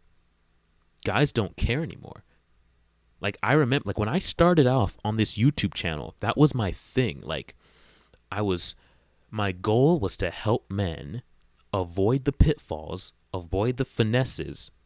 Like, my whole goal with this channel was, throughout a guy's dating life, there is a bunch of pitfalls and a bunch of things that he's unaware of. Basically all the knowledge you gain from the red pill, most men are unaware of that. And so because of that, they make a bunch of mistakes. I wanted to give men that information as early as possible. Even from like middle school to like high school. Give them that early so they can avoid the mistake of simping, of giving that girl too much attention, of they can avoid experiencing the heartbreak because they were the nice guy. They can avoid all these problems, spending too much money, letting her lead the relationship. They can get this information early. They will avoid the pitfall. So that was my whole goal. It still is my goal, but I've had to kind of pivot because the culture has changed. There's a shift. So men were in the mindset of wanting to improve. I want to get girls. How do I get girls? How do I talk to girls? Now that men have shifted to not wanting to date anymore, I've noticed, like, if I put out video about say this to get the girl, or do this, or 10 ways to become more attractive, you'll look at the comment sections of my videos or other people's videos, and you'll see a lot of guys just like, bro, that's too much work, bro. It's not even worth it. So I have to do all this just for a girl who's going to cheat on me anyway. I have to do, like, the sentiment is very just like, what's the point? If I were to sum up the perspective of the modern man right now, it's what's the point?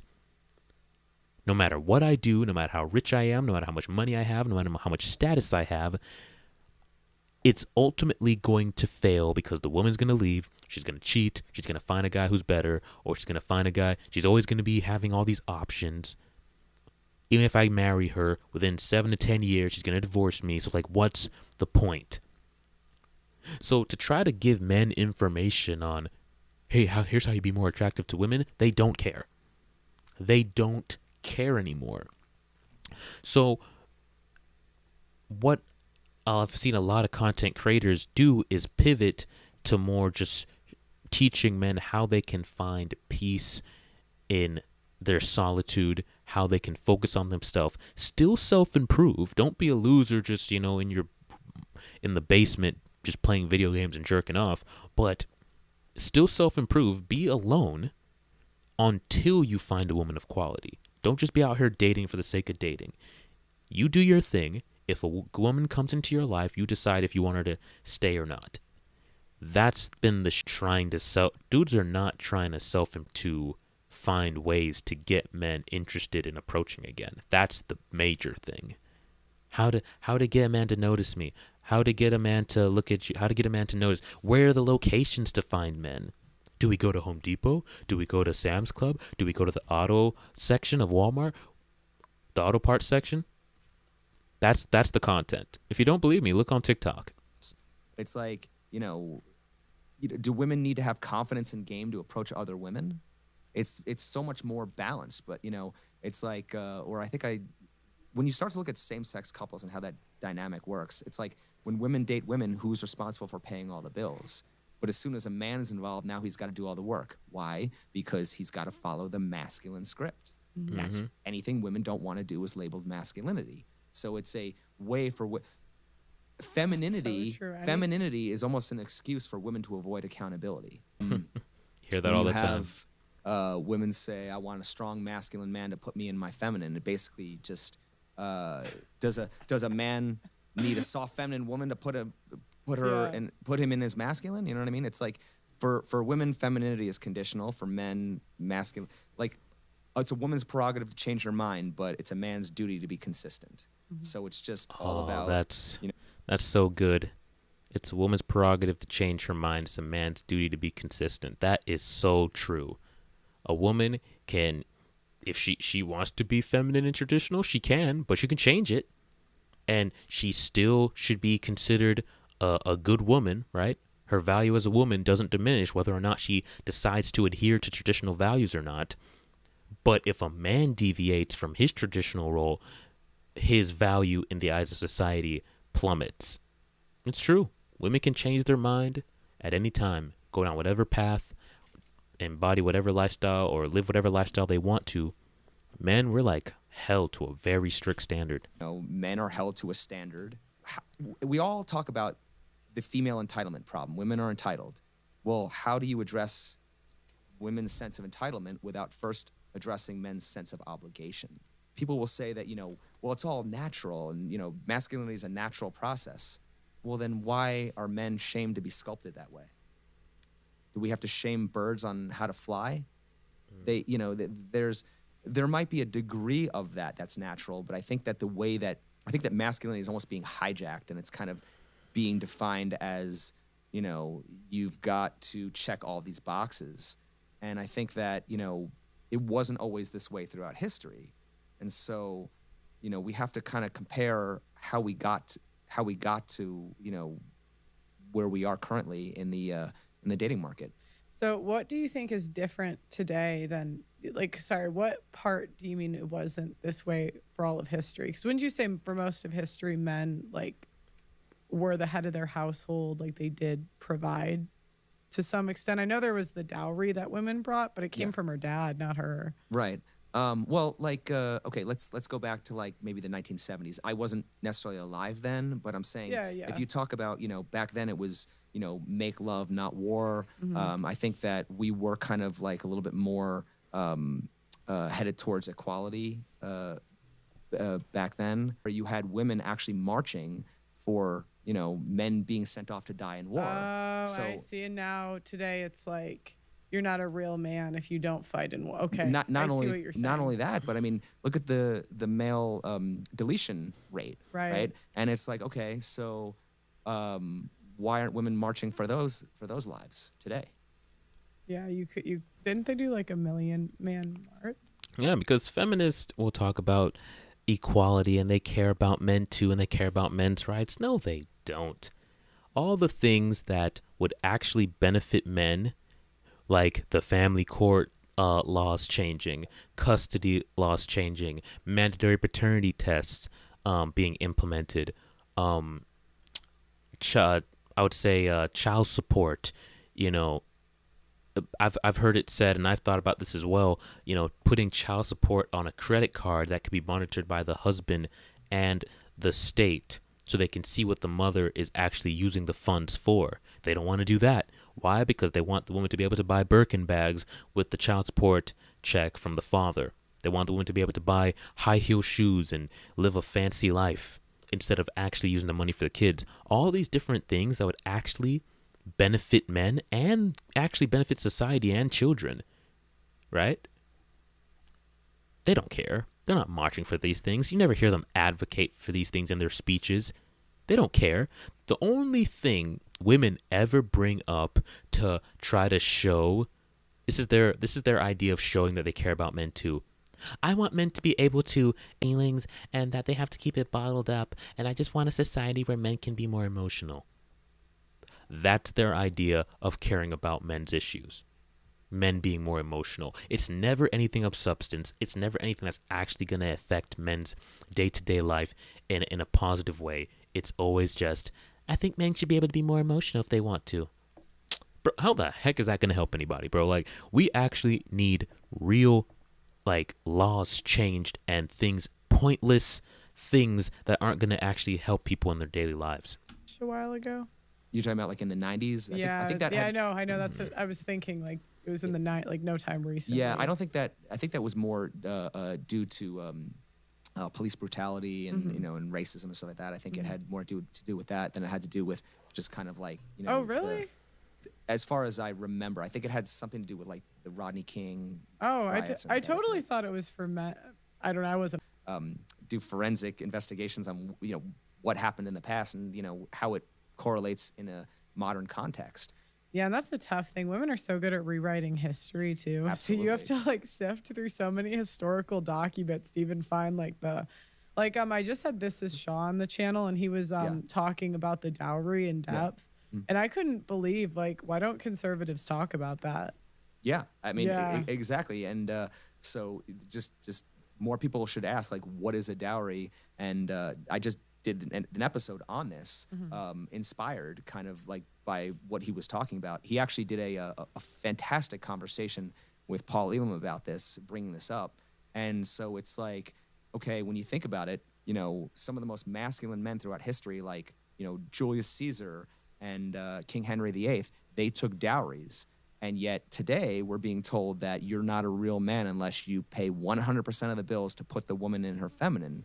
So when you talk about rewriting history, this idea that, men just have to, this is the way it's supposed to be, and it couldn't possibly be any other way, even though when you look back in history, it wasn't always that way. So why are we conveniently ignoring those arguments? So I want to see more kind of people being challenged on what they're saying, and not just the feminists, but I want to see, a lot of these influencers and masculinity coaches and pickup artists and stuff like that. I want to see them all get challenged, because at the end of the day, we're all just searching for truth. But I don't like when I ask questions, I'm not necessarily trying to tell people what to think. I just want them to think for themselves, and I'm trying to extract the truth. And sometimes I have a perception of what I think the truth is, but by no means am I saying I have all the answers. I'm just, go ahead and change my mind. Let's try to figure this out. But these are real issues and these are real problems, and we want to have real solutions and not just sit here and, try to sell people a fantasy that is unattainable. So how do you think childcare should go? So like you get past you go 50-50 on the relationship. Now you're both working. The kid's under 3. You need someone to watch them. Who does it?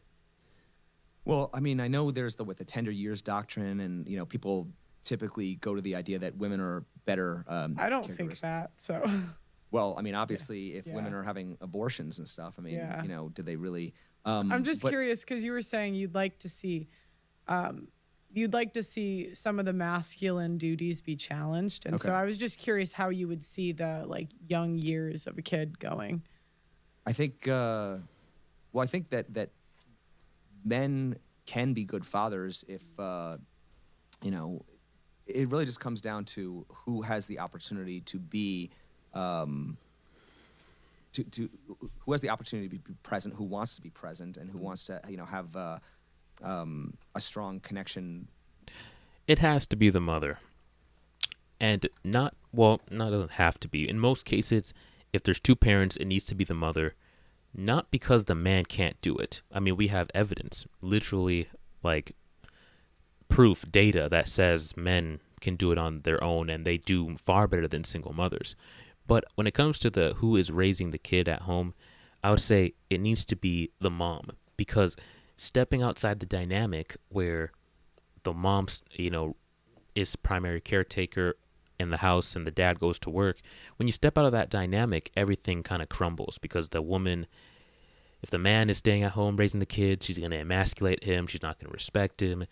And then she's probably going to go cheat to find it's everything's going to deteriorate.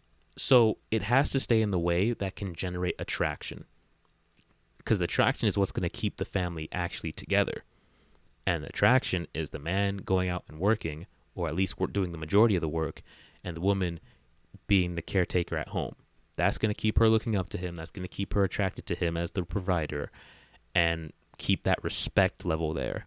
You step outside of that, it's only a matter of time that the family falls apart. So, I mean, even women will advocate that this dynamic can work, but 9 times out of 10, it's not going to work. And they're going to come to resent the man and not respect him. And, even if she says, I want to take on that role because she does make more money, she's going to be frustrated that she has to do it. She's going to become more naggy, more annoying, more disrespectful. And yeah, dude, it's just not. So because only one dynamic works in maintaining attraction, the woman has to be the one to take care of the kids with their children. I haven't really thought that much about it, to be honest. Okay. I think that it's something that, like someone said to me, okay, who would you trust running a daycare center?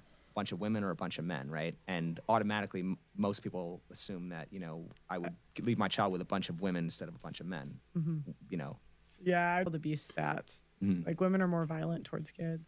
Okay, well. That is true. Like I said, that's something that obviously, should be looked at more, so. Yeah, okay. I was just curious because it's like under 5 who once they're in preschool and up, it's like a different story where both parents can work. But I think one parent has to, I'm not saying it should be the man or the woman, but I was just kind of curious. Well, I've had a lot of women say things like, now that women are expected to be breadwinners along with the men, women almost feel like, oh, well, we have to, be the homemaker, the caretaker, and also make money. And the men are just, the breadwinners. So the men need to step up more and help us more around the house. I think kind of where we're headed is kind of everyone's kind of going to be expected to do everything. But it just depends on what's more convenient. Obviously, if a woman is pregnant, then but at some point. My mom ran a marathon 6 months pregnant. I think they over-exaggerate. Well, that I mean, too. to a degree, but Yeah. I'm saying that obviously, someone wrote a really excellent comment that I learned more things from my comments as well, but someone wrote that an employer is going to basically expect a woman to get back to work after 12 weeks. So at some point, why can't a husband do that? Because women, what's the then they're going to submit to their husband and children. So That's So true. what do you think? You mentioned that you'd like to see some things change in the space. What are they? there's too much blame on men, and I think there's too much focus on masculinity and not enough focus on the misandry. And whenever we do talk about misandry, we only talk about the misandry that comes from women. We don't talk as hate, but when we shame men, it's motivation. That's true. And I think, why aren't they both hate? Why have we come to assess the average man as unacceptable and he has to change and improve? What's wrong? I mean, I get it. Like, I'm not against the idea of self-improvement. I'm not telling men, like, be a loser and don't ever, achieve anything. But, sometimes... Like, men have a right to enjoy life. Yeah. And sometimes, I see rants online from guys who are good-looking guys and shouldn't even have a problem, and they're exhausted. They run into burnout because they feel like, it's never going to be enough. And so, That's so true, man. With the way society tries to give men all these responsibilities and duties, it's like your happiness is just so, it's not even prioritized at all. Your job is literally to just provide for the woman and make her happy. This is why the whole happy wife, happy life thing even exists. It's prioritize the woman's happiness. And this is why concept of MGTOW, men going their own way. I jumped on the MGTOW bandwagon before I even did like the red pill. Because the red pill is more just like tactics and mindsets that you can use to like, navigate certain situations. They're more like tactics and strategies. MGTOW, though, is a mindset and a lifestyle. And I like MGTOW for that, because it essentially is just stripping away all the standards and expectations that society, that religion, that your parents, that your job, that all these things have of you, and stripping away all that, isolating yourself and just asking yourself, what do I want out of life? My mom and dad want me to get married, have kids, do the whole traditional thing. I'm expected to do this in society. I'm supposed to be this kind of guy and have this and do that and live life this way and then get married, have kids, get divorced, do it all over again. No. What kind of life do I want to live? You answer that question for yourself. And then from that point on, you only live your life according to what that is. If a woman comes along and she wants to go along with the life that you've chose for yourself, cool. If she meets the requirements that you have, okay, you can come on in and be, and I like that. I can still be masculine, I can still date, I can still deal with women if I want to, but it's if I want to. I'm not beholden to any religious stand. Not that I'm saying you should be a degenerate, but I'm talking about like the standards that they put on, that religion sets for masculinity and what your duties are. Because here's the thing, man. Society is still telling men that they have all these duties and responsibilities. It tells them that they have all these responsibilities, but at the same time, society isn't giving them anything in exchange for those duties. There's no benefits, there's no perks, there's no rewards for these duties. It's just like empty, it's like responsibilities and duties with no appreciation, no payment, no nothing. So why should men still be busting their butt to meet this standard that they're not even rewarded or appreciated for? I'm just like, no, I'm not doing that. Women don't appreciate it. Society doesn't appreciate it. It's like, screw that, man.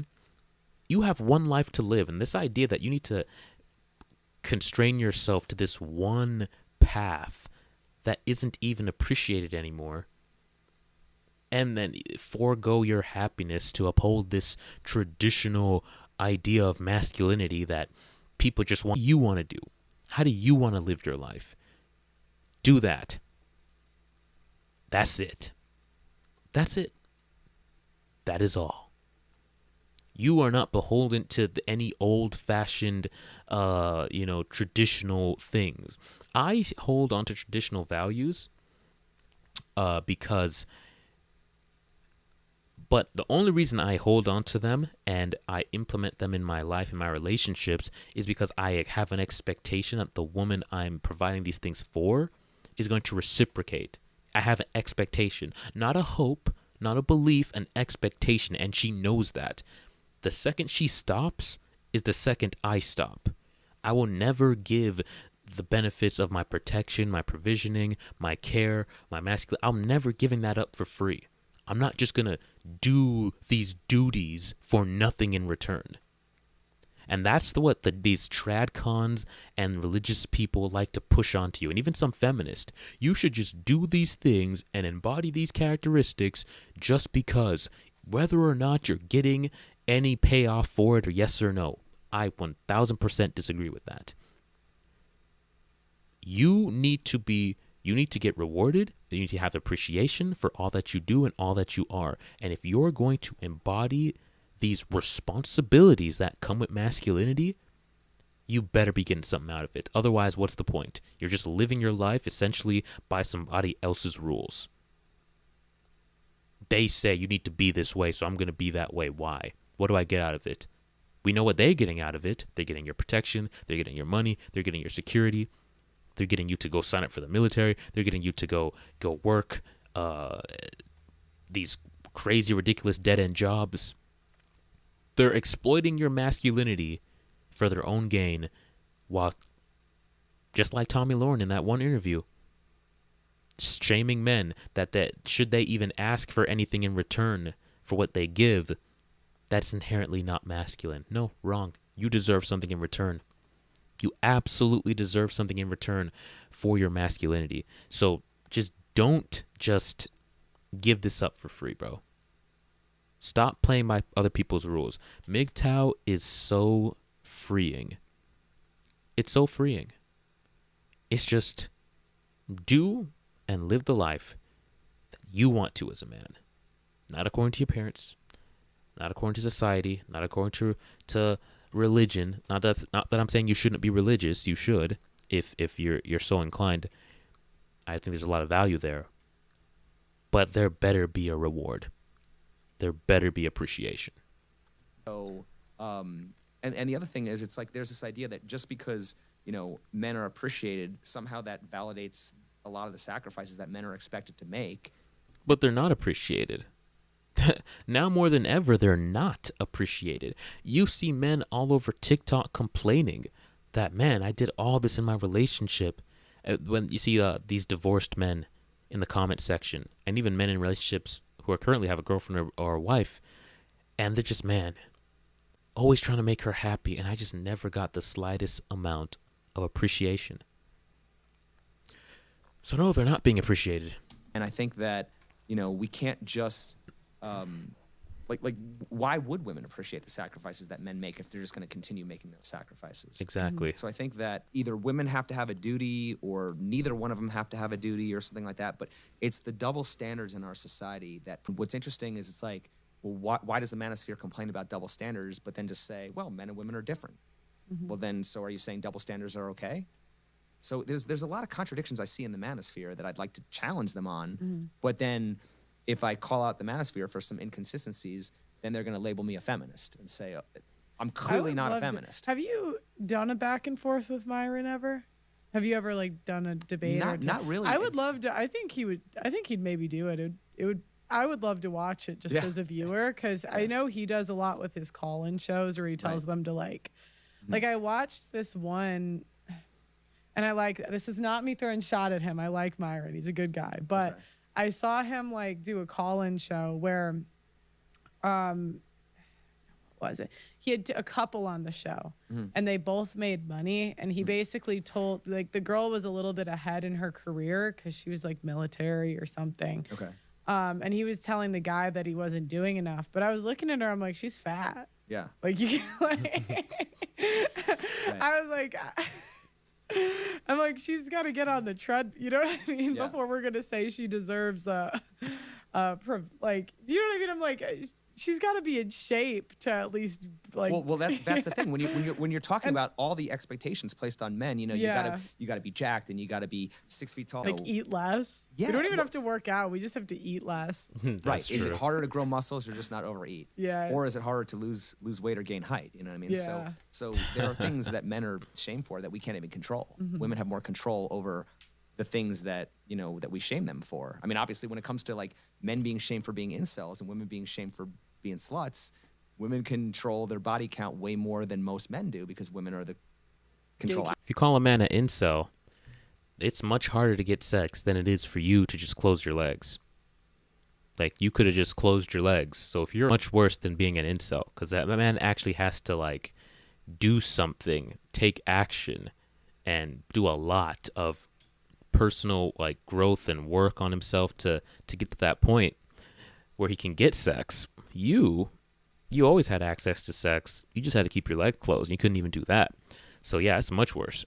So, but as far as the other thing, also, I think that there's this concept going around the manosphere called hoflation, right? Men have to work Men today have to work 5 times harder than their grandfathers did, for women 20 times worse than their grandmothers were.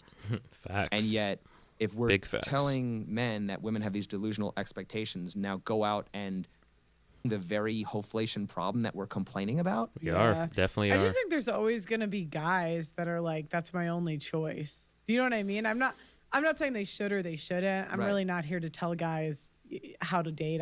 I've never dated women, so I just don't have an opinion on like that. But I just, like I've interviewed guys where they're just like I had a friend in London. I'd never met him. He was always a one-sided open thing. And talking him out of like, because he kind of did, I'm going to say the industry, but he was very like good in his field. And I'm like, if you would tell him, well, you're feeding women's delusional he would say, I don't care. Like, I have my 5 women. I do not care. Right. And like the way he would, I know him. So what he would say is he'd say something like, well, then why don't, like, I did all this work. Why didn't you do all this work? Right. On to something like that. I mean, typically, when the man does the work, it's the mindset where, why does a society that tells a man he doesn't deserve a woman when he's broke have any right to tell that man he only deserves one woman when he's rich? So the man is going to say, well, I've done the work. Now I'm a high status, high value man. Yeah. Now I'm going to exercise my options. That's the thing. It all, when you look at it, you realize that society tries to control masculinity so much. You want liberation in all departments. Masculinity, we try to control it so much. Oh, you don't make enough money? You can't get women. We're not giving you any women. Oh, you make a lot of money? Okay, you only get one. You can only have one. You got to stay with that one. And you got to give her all your value. No prenups. Can't protect yourself. Need to provide for her. We try to control them. And that's why I say, man, liberate yourself, bro. You got to liberate yourself. And it starts up here. In deciding, no, I'm going to do what I want to do. I'm not saying be a degenerate, but I am saying break free from the societal constraints that tell you I must use my masculinity in this way. Especially when they tell you to do it in X way that doesn't come back to benefit you. As if you're just this tool to be exploited for the benefit of society. My effort, you want my strength, you want my protection, you want my leadership, then give me something in return for it. If you're not, then I'm going to use it for my benefit, to benefit me. I'm going to go and use my strength, my leadership skills. I'm going to use all of that, my provisioning. I'm going to use that for me. I'm going to use it in a way that benefits me. If you want me to use it in a way that benefits you, then give me compensation. What do I get out of this? What do I get out of this marriage? What do I get out of this society? What do I get? If your answer is nothing, like Tommy Lauren, if your answer is, well, just that's what you're supposed to do and just follow these principles because that's what you're supposed to do as like the tradcons, then screw you. That's my take on it. Screw you. It's my life. I'm not living by your rules. I'm living by my rules. If you don't have anything to offer me of value, then why am I playing your game? I have one life just like you, and I'm not going to spend it adhering to this societal standard that doesn't even appreciate the effort that I'm putting in. It's crazy. And so are women willing to, share those men, or are they willing to settle for more average men if they want the loyalty? So it's kind of, I saw this guy do I was like he would bring like two girls that he was like hooking up with to a party. He just did not care. He's like, leave me. well, that's what I'm saying. Yeah.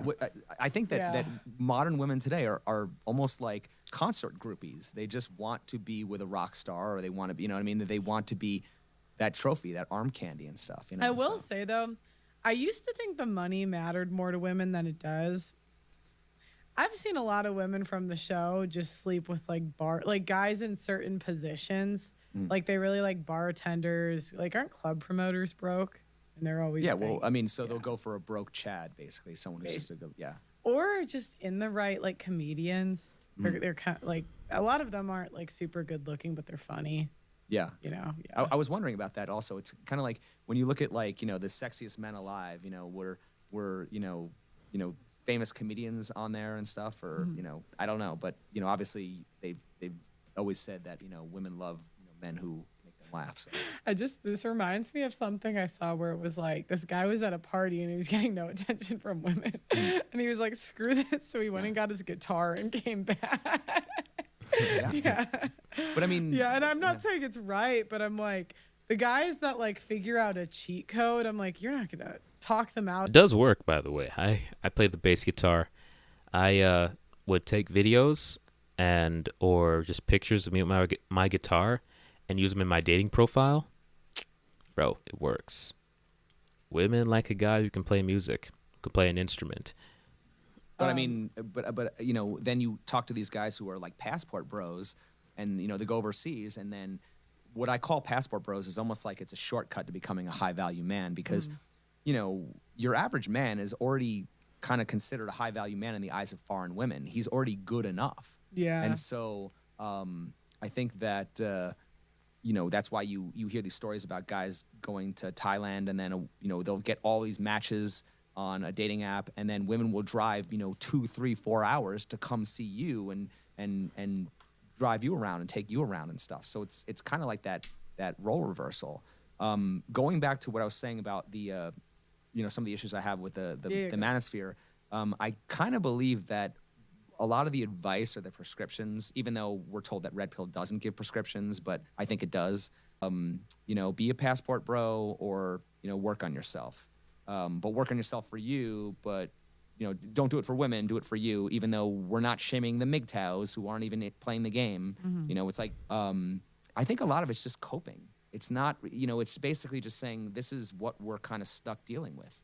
Now, you made a great point once where you said in their inbox, DMing them saying, let me come over and let me cook for you and massage you and everything. Don't you think it would be hard to get a man to commit? Oh yeah. So impossible. That guy is the guy I know. He's cheating for life. He's like, it's just never gonna happen. So once again, it comes down to the fact that now that's exactly the position women are in. They have all these thirsty simps after them. So women are basically have the privilege of being more picky because they have more options.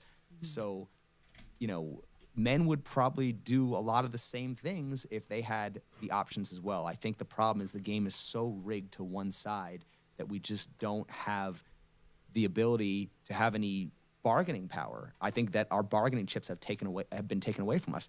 Our bargaining chip used to be the idea that, we were the ones who made the money. But then ever since, women got, you asked this question, if we want men to be providers, are we going to remove equal employment opportunities, which are preventing men from fulfilling the provider roles that we're advocating for?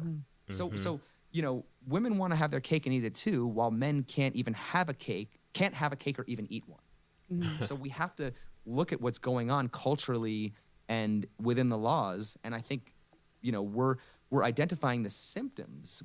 Yeah, because I mean, I'm thinking of that. I've seen too much now. I feel like when I went into the space, I was so like, I did not know. And then you go into it and you're like, do you learn, is there anything at this point that, comes as a surprise to you, or are you're still learning new things, or? No, nothing's a surprise anymore. I'd say the biggest surprise to me, because that I figured out when I was doing interviews, and it was like every other show, I was abused.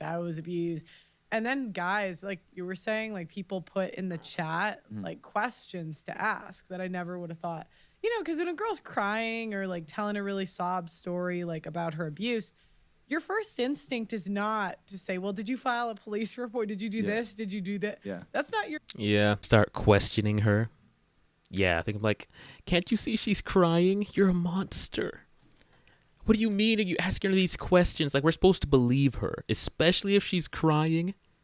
You're supposed to believe that everything that's coming out of her mouth is, because why would she lie, right? I mean, God, there's so many reasons why a woman would lie.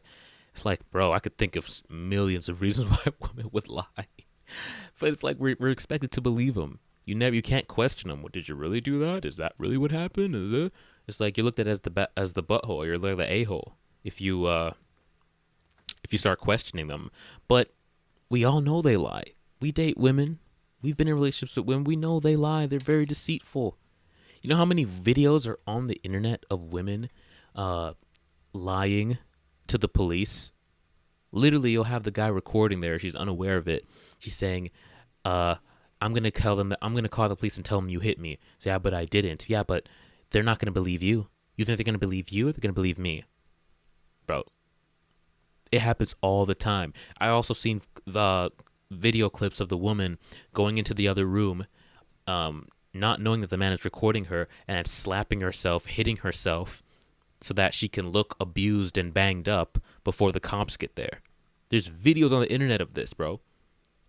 We see this stuff all the time. Women love crying abuse because they know it's one of those things that society, because most of society is like either blue pill or feminist. So it's just like an easy way to just get the simps to run to their aid and get the feminists to rally behind them. They just say, oh, I was abused. He was abusive. And it's easy to demonize a man once you use the word abuse. You know, as like a human, you don't really want to do that. And how dare you, because you're supposed to automatically believe all women. You can't, if you ask any questions, now all of a sudden you're victim blaming, right? Exactly. Yeah, but I would just say in general, even if it's a guy, like if he's telling me an abuse story, my just as a person, I'm not, now I do, but back then that was not my like initial reaction to just not believe, like, you know, but it is kind of awkward, right? Well, it's kind of like, you know, you got to ask women what's so attractive about a narcissist, because every woman has seemed to have dated a narcissist. But That's a good question. That is a good question. And we're going to end it off there, guys. I'm going to leave the full video in the description video there. But I'm going to leave it there, guys. Really interesting interview. There's about an hour more to that interview. So I highly recommend you guys go watch it. Super interesting. And I appreciate you guys for tuning in, for all the comments, for guys who for all the people who are going to watch it later. I really appreciate you guys. Go ahead and like the video. I'm trying to get this channel to 1,000 subscribers by the end. Leave a comment. Let me know what you guys think. Let me know if there's any improvements that I can make to the stream, anything you guys would like to see. And yeah, let me know, guys. I am all about trying to get you guys the best experience possible. I want to interact with you guys. And yeah, thanks for tuning in. If you got value from it, subscribe to the channel. I make videos like this all day, multiple times a week. So stay tuned. And until next time, guys, take it easy.